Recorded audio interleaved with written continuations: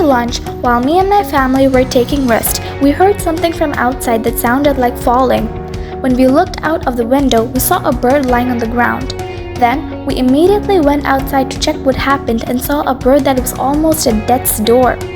Its condition was very critical that we were not sure whether we could save it.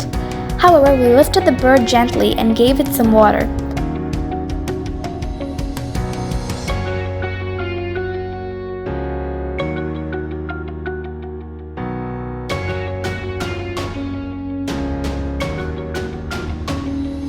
And after a while, using a filler, we fed it some milk.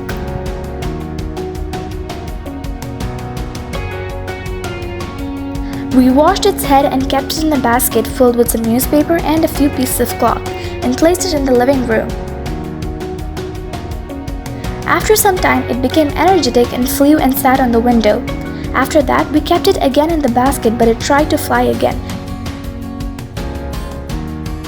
So we understood that it became active and took it outside and kept it on top of a few wooden branches.